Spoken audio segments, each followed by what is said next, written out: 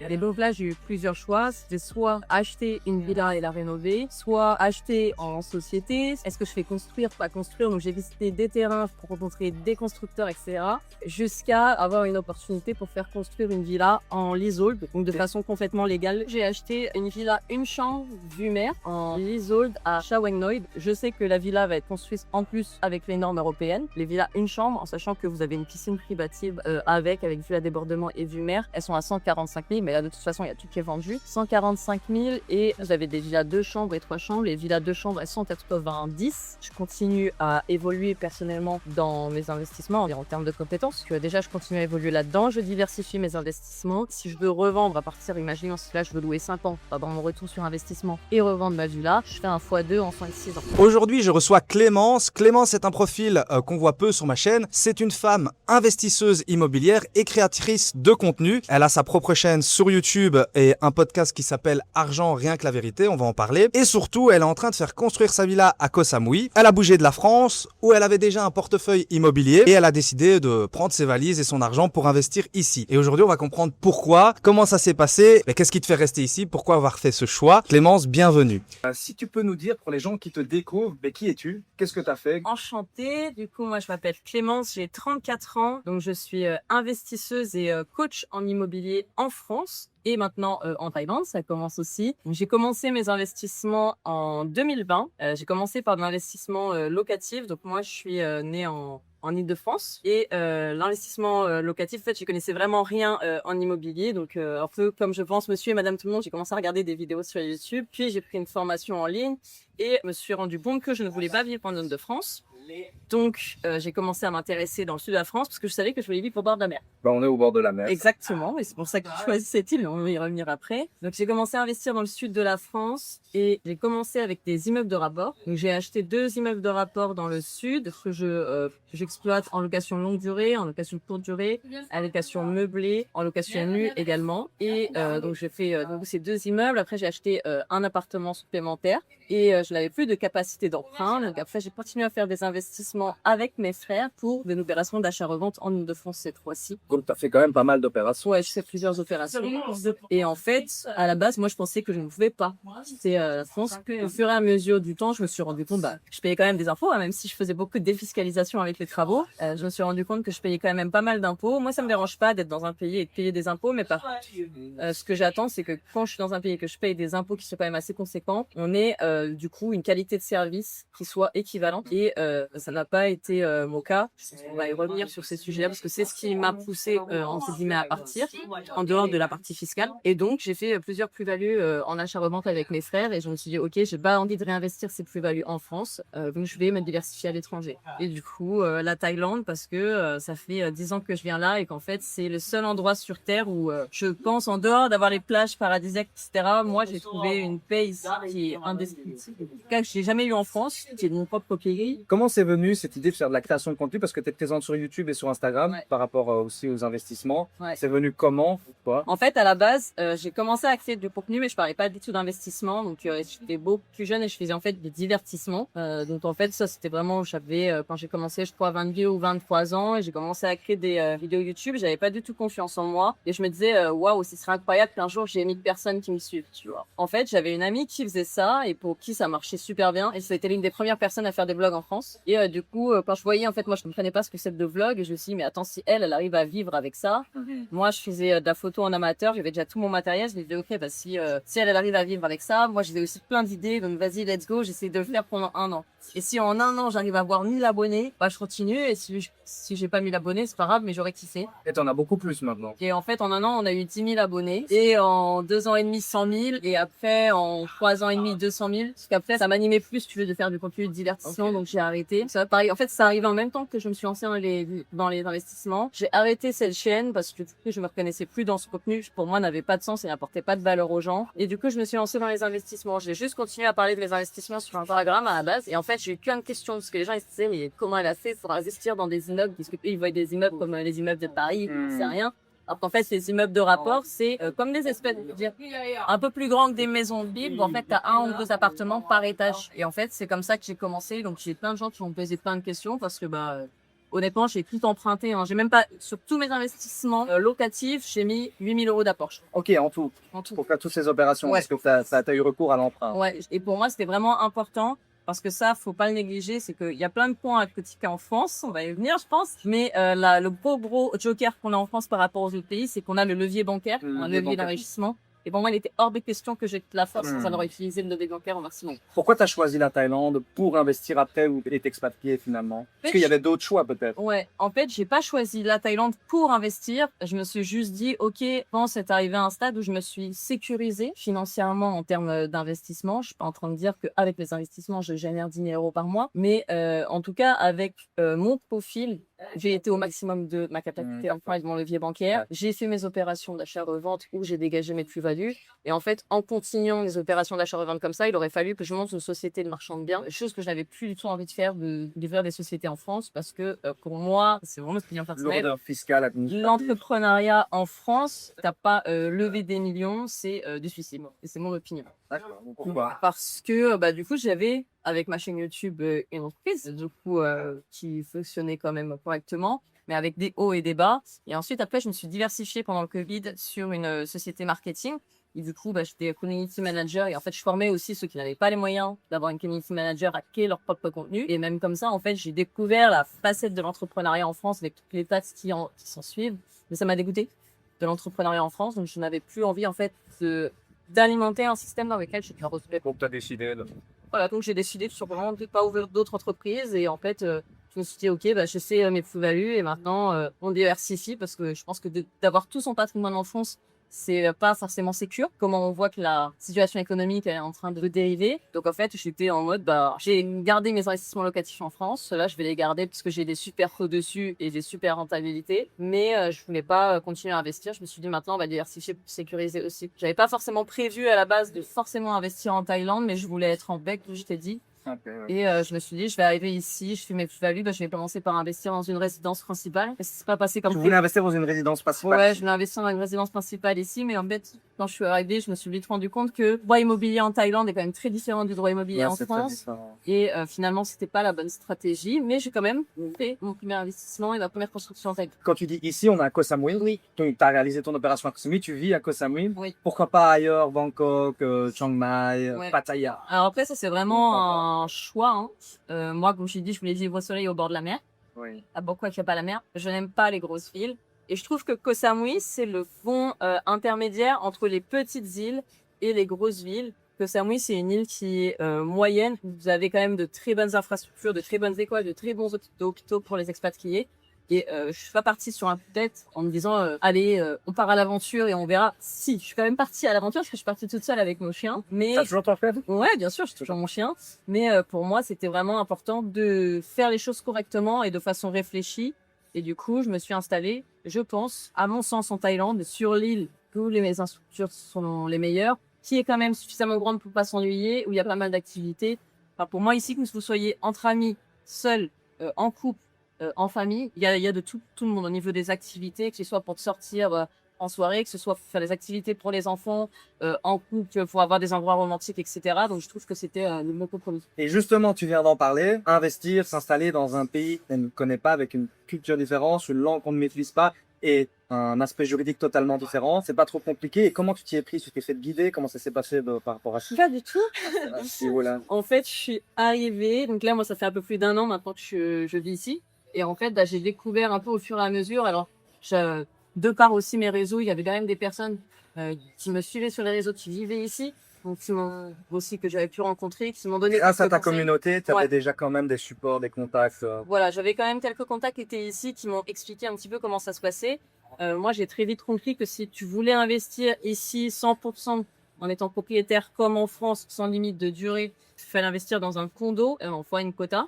En gros, si vous voulez, dans les résidences, il y a 51% des appartements qui vont être destinés aux Thaïs et 49% qui vont être destinés aux étrangers. Exact. Et vous pouvez être 100% propriétaire comme en France et léguer votre appartement à vos enfants si vous le souhaitez. Mais ça, c'est uniquement pour les condos. Et donc, moi, c'était ma stratégie initiale. Je me suis dit, allez, moi, je suis toute seule avec mon chien, je vais prendre un condo pour ma résidence principale.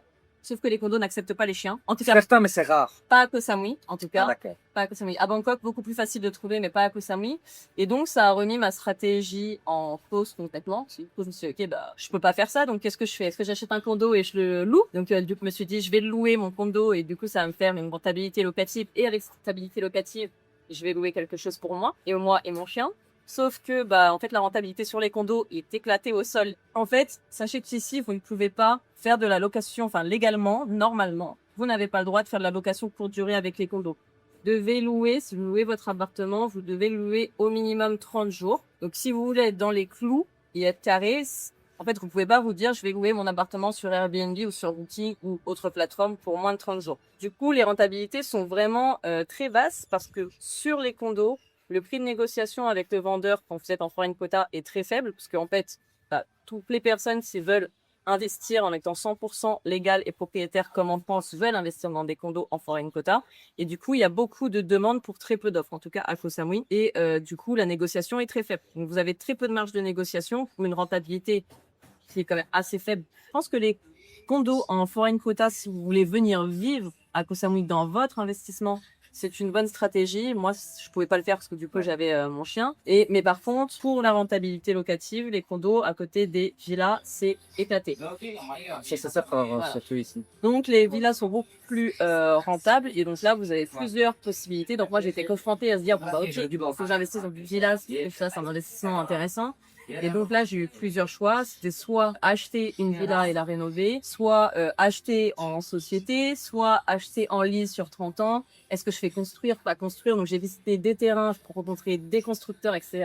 Jusqu'à avoir une opportunité pour faire construire une villa en leasehold, donc de façon complètement légale et donc propriétaire sur 30 ans. Est-ce que tu peux nous dire justement c'est quoi le type de bien? On prenne directement le type de bien, dans quelle zone? Du coup, j'ai acheté une villa, une chambre, vue mer, en leasehold à Cha Weng Noi, donc c'est le coin le plus prisé de Koh Samui, en fait, pour les touristes. J'ai pris une villa, une chambre parce que, au niveau des produits qui étaient présentés, c'était l'opportunité la plus rentable par rapport à ce que tu gagnes en termes de nuitée en location pour durée, parce que les villas, vous pouvez les louer en location pour durée. Et le fait que j'ai la vue mer aussi, ça sécurisait mon investissement sur le fait que j'allais avoir de la demande, en plus d'être dans le fashion prestige de Koh Samui. Concernant ce bien, comment tu t'y es prise? T'es passé par une agence, un promoteur, un contact perso via ta communauté? Ouais, un contact C'est ça. perso. J'ai eu un contact perso. En fait, je savais que du coup, moi, je faisais mon étude de marché, que je prospectais parce que du coup, j'étais en recherche de me dire, est-ce que je vais faire construire, est-ce que je rénove un truc? Parce que comme j'ai déjà fait des opérations d'achat-revente en France, du coup, je connais quand même une bonne partie de l'immobilier, même si l'immobilier en Thaïlande est différent.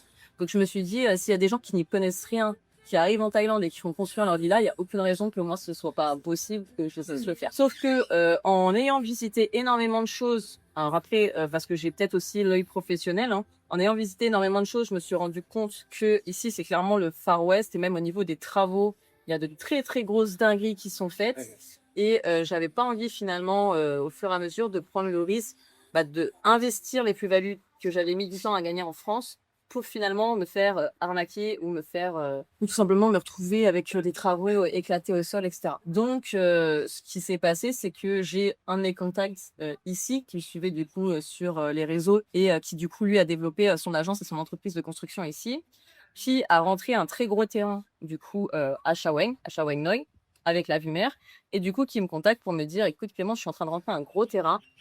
Du coup, j'ai pas les équipes pour construire tous mes projets actuellement. Il y a plusieurs petits terrains que je vais revendre, donc je vais me séparer. Si tu veux, comme je sais que tu recherches, passe à l'agence et entre guillemets, je te donne un de mes petits terrains clé en main pour que moi je puisse rapatrier toutes mes équipes au même endroit. Combien ça coûte ce type de projet, ce terrain en l'occurrence? Si tu veux en parler, t'es pas obligé. Ouais. Hein. Alors du coup, je me déplace à l'agence et en fait, il me fait comprendre que ce terrain, il est à la maille et moi, la maille ne m'intéresse pas du tout. Ah, d'accord. Voilà. Donc il me parle de ce terrain qui est à la maille, que du coup, il veut revendre entre guillemets en projet clé en main à quelqu'un. Voilà, il me dit voilà les chiffres. Ah d'accord, donc là c'était du clé en main, c'était pas... Ouais. Enfin, et en gros, il me dit, voilà, je te donne les contacts des constructeurs, le projet, il est déjà calculé, parce qu'on devait faire construire, mais finalement, moi, j'ai pas le temps, j'ai pas assez d'équipes pour être sur tous mes projets de construction. Donc, les petits terrains, entre guillemets, je m'en sépare et je me focus sur les beaux, dont le gros que je viens de rentrer à Cha Weng Noi avec la vue mer. Et donc, il me présente le projet à la maille. Moi, la maille ne m'intéresse pas du tout. Et donc, en fait, quand il me présente le projet à la maille, je vois sur son écran le projet de Cha Weng Noi avec les rentabilités. Et donc, je lui dis, écoute, ça m'intéresse pas. Par contre, ça m'intéresse, tu vois. Et donc, il me dit, ah ouais, ok, écoute, là, je suis en train de faire les pré-sales, etc. Donc écoute, si vraiment ça t'intéresse, bah, mais je t'envoie la fiche de renta et tu me dis si t'as besoin d'un. Quand tu parles de fiches de renta, c'est des projets précédents parce que là, Non, c'était en fait comme il était en train de préparer sa pré-sale auprès de ses investisseurs à lui ah oui, d'accord. sur ce terrain. Voilà. En fait, moi, si tu veux, je suis allée à l'agence à la base parce qu'il voulait me déléguer un de ses terrains qu'il voulait plus s'occuper. En fait, moi, le gros terrain qui venait de rentrer, en fait, il correspondait exactement à mon budget, il correspondait exactement à ce que je recherchais. Finalement, ce petit terrain ne m'intéressait pas.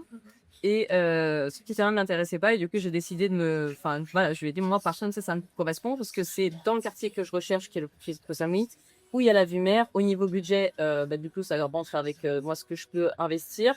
Et au niveau de la rentabilité, je pense que c'est ce qui aura aussi le mieux. Eux, je sais qu'ils construisent en ayant les normes françaises, parce qu'ils ont fait plusieurs opérations de construction, promotion et Dans de d'achat. la qualité de construction. Oui, voilà. Donc en fait, du coup, je me suis dit, je sais que la villa va être construite en plus avec les normes européennes, chose qui n'est pas forcément le cas ici. Et comme c'est ma première construction, parce que j'ai fait des opérations d'achat-revente en France, et j'avais jamais fait de construction. Donc en fait, je me suis dit, c'est parfait, parce que là, en plus, je suis face à une personne qui parle en français. Mhm. Donc, je suis sûre de bien comprendre.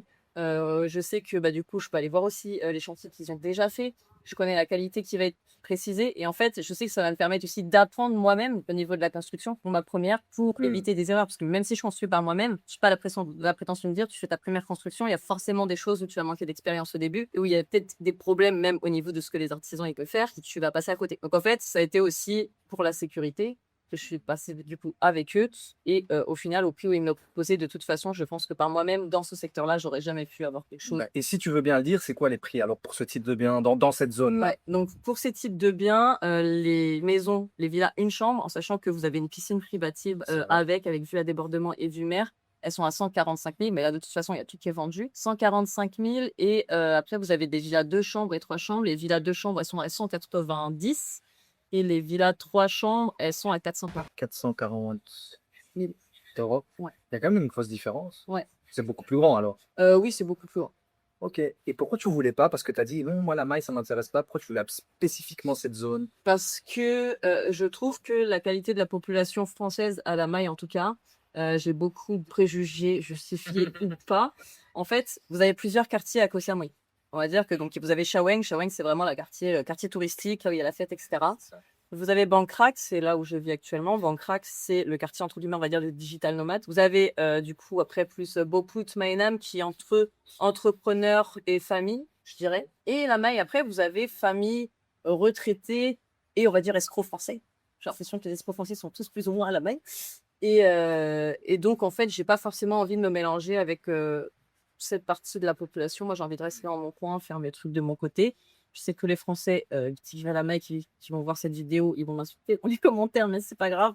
Ça augmentera Ça augmentera le riche, la visibilité. ouais, ça augmentera la visibilité. Mais non, du coup, j'ai pas du tout envie de me mélanger avec les personnes de la Maille parce que j'ai envie d'être dans mon coin, faire mes trucs de mon côté. Au niveau de la structure juridique, comment se présente ton projet? C'est un leasehold. Ouais. Donc concrètement, c'est quoi le contrat? Comment ça se passe? Donc en fait, en leasehold, moi j'ai 2 contrats. J'ai un contrat pour le terrain et j'ai un contrat pour la construction. Donc le leasehold, c'est qu'en fait je suis propriétaire du terrain pendant 30 ans. Et donc du coup, je fais construire ma construction dessus. Il faut savoir que ma construction, j'ai un retour sur investissement en 5 ans. Donc en fait, si je loue cette maison en 5 ans, allez, 6 ans s'il y a quelque chose qui se passe un peu moins bien, du coup je récupère mon investissement de départ dans sa totalité. Et donc en fait, les 25 années d'après, je peux l'exploiter comme je le souhaite. Si je veux continuer à louer pour encore plus avoir un meilleur ROI, c'est parfait. Et en fait, si je veux y vivre, il n'y a pas de souci. Moi, l'objectif, c'était de me dire, déjà, je continue à évoluer personnellement dans mes investissements en termes d'investisseuse et en termes de compétences. Donc déjà, je continue à évoluer là-dedans. Je diversifie mes investissements. Je voulais quelque chose qui soit safe, du coup, où j'ai pas un contrôle de main, où en fait on récupère mon investissement, où je suis obligée de payer des pénalités. En fait, en leasehold, vous n'avez pas besoin d'avoir d'associés thaïlandais. Donc, il n'y a pas cette histoire de contrôle. C'est juste, voilà, je suis propriétaire pendant 30 ans du terrain. Je fais construire cette villa. Je fais ce que je veux pendant ces 30 ans-là. Si je veux y vivre, je peux y vivre. Si je veux louer, je peux louer. Et si je veux revendre à partir, imaginons si là, je veux louer 5 ans, pendant mon retour sur investissement, et revendre ma villa, je fais un x2 en 5-6 ans sur mon investissement. Mais par rapport à une potentielle revente, tu devrais revendre le lease entamé alors. Je devrais revendre le lease entamé, mais ayant eu la maison en pré-sale, de toute façon, aujourd'hui, la maison sortie de sol vaut plus cher que ce que je l'ai acheté. Oui, d'accord. Tu vois. Donc finalement, même s'il y a une décote de ma maison après 5 ans, en fait, ça va revenir sur mon prix initial où je l'ai acheté. Donc je fais un x2 en sentiment. Parce qu'on entend beaucoup de choses, mais on peut pas promettre un renouvellement ou à la revente de dire on fait Exactement. un 30 plus 30. Et moi, je suis aussi avec ça, en fait. Ouais. Moi, en fait, C'est c'est pas vrai que garanti. en termes, enfin, quand vous arrivez ici, c'est vrai que nous, on a notre mentalité européenne. Et donc, c'est vrai que ça nous fait chier, entre guillemets, pardon, le terme, mais ça nous embête, du coup, d'investir dans des projets et de les garder uniquement 30 ans. Mais en fait, moi, je suis carrément OK, je suis détachée émotionnellement du matériel. Et en fait, je me dis juste, là, j'investis sur un projet qui se rentabilise, j'ai un retour sur investissement en 5 ans. Il me reste 25 ans pour l'exploiter. Soit je revends au bout des 5 ans et je fais un x2 sur mon projet. Aujourd'hui, quel investissement en France me permet de faire x2 en 5 ans? Je pense très peu. Et auquel cas, je veux le garder, je peux continuer à l'exploiter en location pendant 25 ans. Et auquel cas, j'ai pas envie de l'exploiter, je peux y vivre et donc vivre gracieusement dans mon endroit préféré au monde pendant 25 ans. Dans un des meilleurs quartiers, avec une vue mer et une piscine à débordement. Donc, en fait, l'un dans l'autre, je ne perds pas d'argent sur cette opération. Dans tous les cas, je peux même en gagner. Et en fait, c'est là la logique, que ça s'arrête après les 30 ans ou pas. Mais effectivement, vous ne pouvez pas négocier 30 ans supplémentaires au début du lease. Vous pouvez commencer les négociations à partir de 10-15 ans après que votre premier lease soit entamé, si vous voulez prolonger 30 ans supplémentaires. Moi, j'ai 34 ans. Dans 30 ans, j'en aurai 64. Est-ce que à 64 ans, j'aurai encore envie d'être chapeau Samui? J'en sais rien. Tu seras peut-être ailleurs, même plus Je en serai Thaïlande. probablement ailleurs. Donc, en fait, l'un dans l'autre, même que ça s'arrête au bout des 30 ans, moi, je suis OK avec ça. Ça fait sens. Et est-ce que dans ta quête d'investisseuse immobilier ici en Thaïlande, tu as eu des galères jusqu'à présent, des mauvaises surprises? Non, pas en Tout se Thaïlande. passe bien? Ouais, non, pas en Thaïlande. En Thaïlande, là, pour l'instant, c'est OK. J'ai un peu de retard sur ma construction, parce que ma construction n'est pas finie actuellement. J'ai un peu de retard dessus, mais... Tu t'es engagé quand par rapport à cette construction? Ça commence quand? J'ai signé en février. Le chantier devait commencer en avril. Oui. La construction sur le contrat doit finir en avril 2027. Il faut savoir qu'ici, ça construit beaucoup plus vite qu'en France. C'est un an, Voilà, c'est cette année? voilà, j'ai 1 an. J'ai 1 an. Le chantier, il a commencé en juin plutôt de commencer en avril parce que les permis ont mis un peu de temps à allouer. Mais en fait, c'est OK. Moi, j'habite à voter, donc je passe sur mon chantier toutes les semaines. Et en fait, au fur et à mesure, je vois l'évolution. Donc ça passe.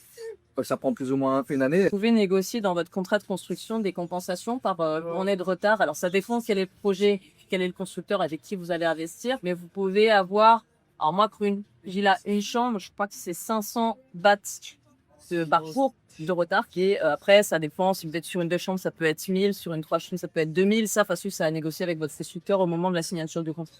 Est-ce que jusqu'à présent, par rapport à ce que tu as pu faire en France et maintenant en Thaïlande, il y a des grosses différences? C'est plus simple, plus compliqué, plus complexe, plus agréable, moins de pression mentale, plus de pression mentale? Comment ça se passe? Moi, je trouve quand même que c'est plus récent d'investir en Thaïlande qu'en France. Parce que ici, c'est beaucoup moins réglementé. En tant qu'étranger, vous êtes quand même moins sécurisé. Si demain, par exemple, vous partez au tribunal par rapport à en face, vous avez des Thaïlandais.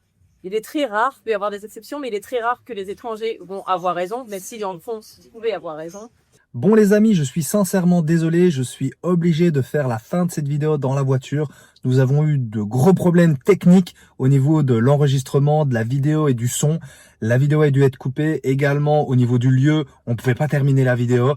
Donc c'était assez compliqué. Je m'en excuse sincèrement. Je vais donc malheureusement terminer ici dans la voiture. Si vous aussi, vous pensez sérieusement à vous expatrier ou à investir dans l'immobilier en Thaïlande, vous pouvez compléter le formulaire en dessous de cette vidéo, un formulaire de contact pour directement échanger ensemble. Je mets régulièrement en relation avec mon réseau local, avocats, fiscalistes, agents, promoteurs. Donc si je peux vous aider, c'est avec plaisir. Le lien est en dessous. J'ai également mis un guide récap qui reprend toutes les infos utiles et recommandations générales par rapport à tout ce qu'on s'est dit avec Clémence. Et je vous invite à vous abonner si vous voulez du contenu sur la Thaïlande, l'expatriation, l'investissement et la culture de manière générale. Mettez vos commentaires, vos questions. Ça nous donne des idées de vidéos à approfondir. Merci. Encore désolé pour le manque de professionnalisme pour le coup. Je ferai mieux la prochaine fois. Ciao, ciao.